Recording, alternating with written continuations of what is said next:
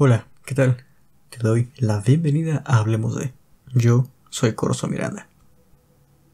De lo que vamos a hablar el día de hoy es de un pequeño detalle, de una pequeña curiosidad que me parece, esto es un punto de vista muy personal, que es un pequeño error que a veces se comete en la enseñanza de historia a nivel básico y medio superior.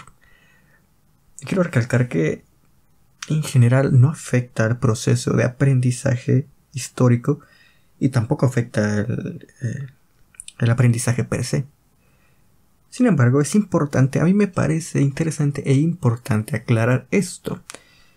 Y es por qué México no era México, no fue México antes de 1521. ¿Por qué esta fecha tan importante? 1521. Probablemente tú sepas de qué estoy hablando. Probablemente sepas muy bien qué sucedió, qué evento importante sucedió en la historia mexicana en el 1521. En esta fecha, a manos de la corona española, se consumó la conquista o la llamada conquista del único mundo como era conocido por los pueblos nativos de Mesoamérica, de las tierras que en un principio se creyeron que eran las Indias, pero después descubrieron que era un nuevo continente, al que una vez consumada esta conquista se le llamó Nueva España. ¿Por qué Nueva España? Pues porque era la costumbre que a las nuevas tierras, a las tierras descubiertas o recién apropiadas, se les pusieran nombres de ciudades importantes ya existentes del lugar de donde los conquistadores fueran procedentes. Un ejemplo de esto tenemos a Nueva York. Hay una ciudad en Inglaterra que se llama York, así nomás. Sin embargo, una vez consumadas las 13 colonias y empezada el proceso de expansión territorial y social en los nuevos territorios del norte de América, a una ciudad se le llamó Nueva York, por las razones que ya expliqué antes. Entonces, volviendo al tema, ¿por qué México no era México antes de 1521? Esto es un error, entre comillas, que, como dije, no afecta mucho en realidad, pero me parece que puede ser un poco curioso o importante saber más o menos por qué.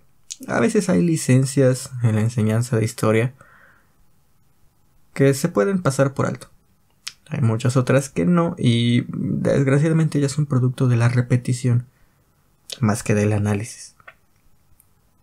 México significa ombligo de la luna. Es una palabra que proviene del náhuatl, mismo dialecto, que no es lo mismo idioma que dialecto, ya que los dialectos son lenguas muertas o que en su defecto ya casi no se usan. Un idioma es una lengua, una forma de comunicación verbal que está viva, o que se dice que está viva porque muchas personas en el mundo hoy en día las hablan. Un dialecto ya no.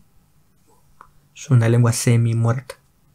Porque lenguas muertas, por ejemplo, podemos hablar del arameo, la lengua que hablaba Cristo. Es una lengua muerta pues porque ya nadie habla arameo. Volviendo al tema. México es una palabra de origen náhuatl que significa ombligo de la luna.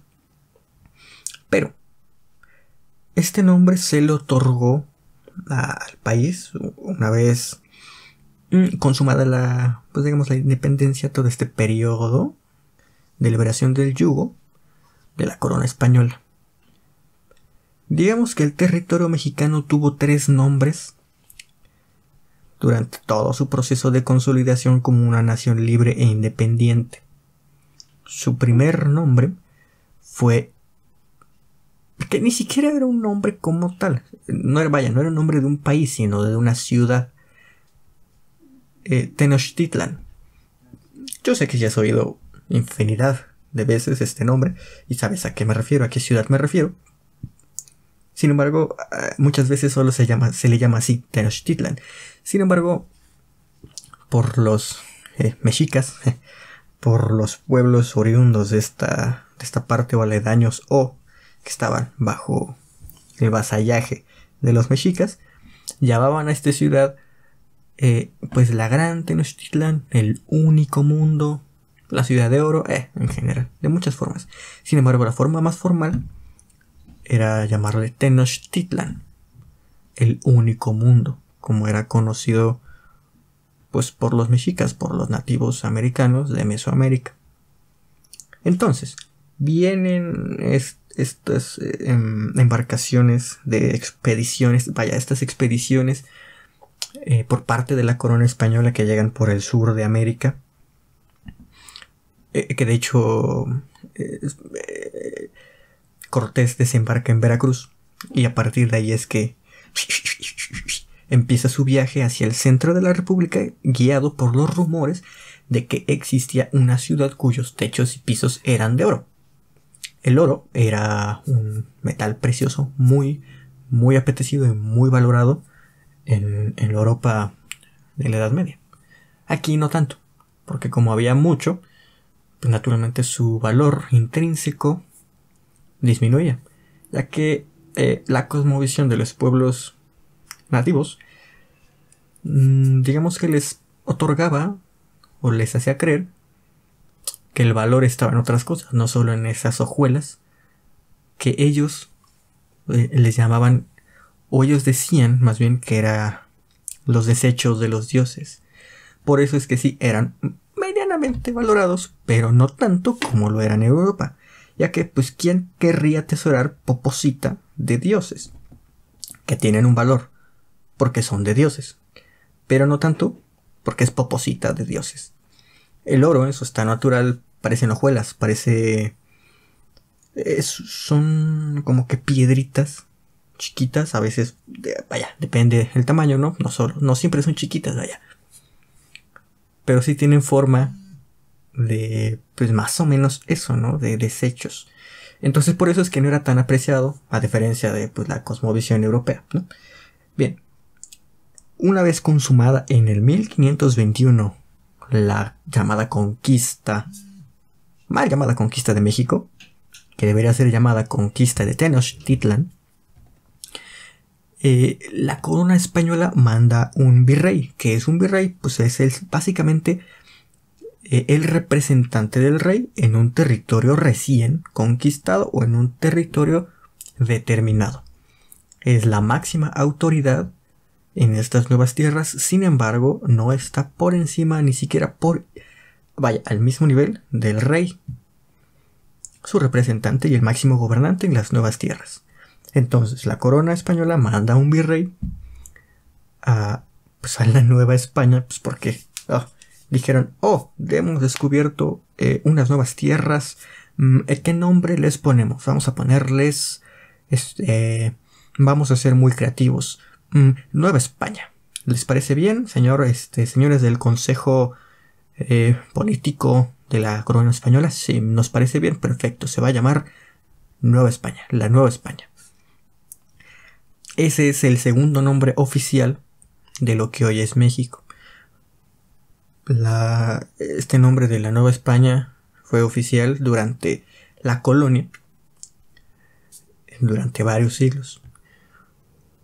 Una vez llega un poco de la modernidad de pensamiento y de política a este nuevo mundo, empieza a haber muchísimas inconformidades, como lo hubo desde el primer día. Sin embargo, no sé por qué tardamos tantos años en levantarnos en armas.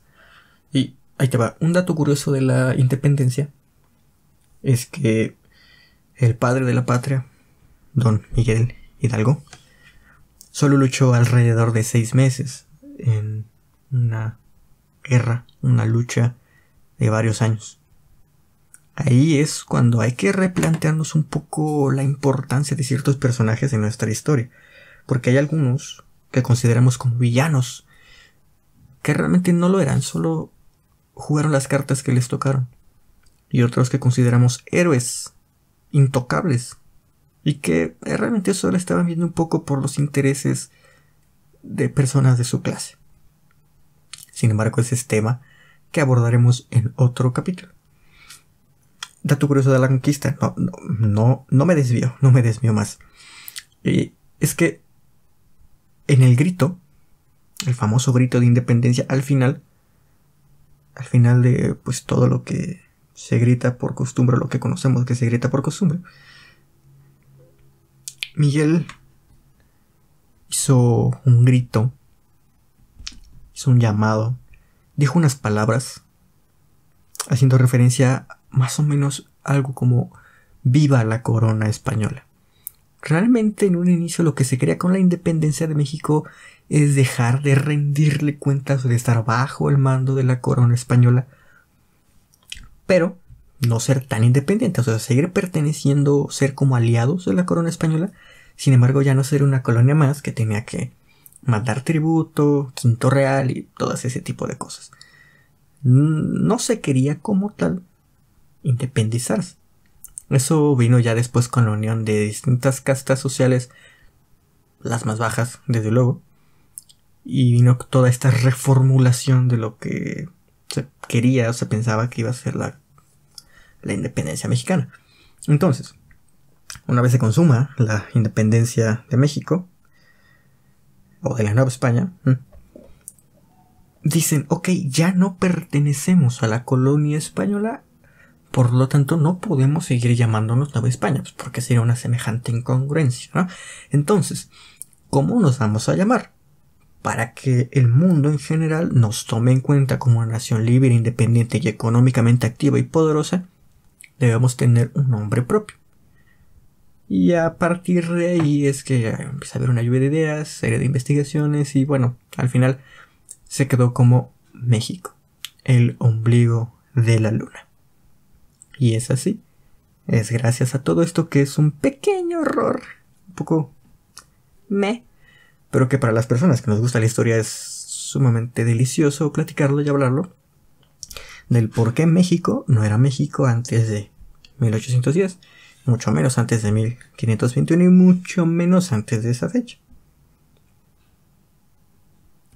Espero que este capítulo te haya gustado, te haya entretenido un rato y si tenías esta duda, te la haya aclarado de la forma más pues sencilla posible. Yo a veces entiendo que divago mucho con los temas, pero es que para entender algo pequeño es preciso abordar pues diminutos fragmentos de temas más grandes.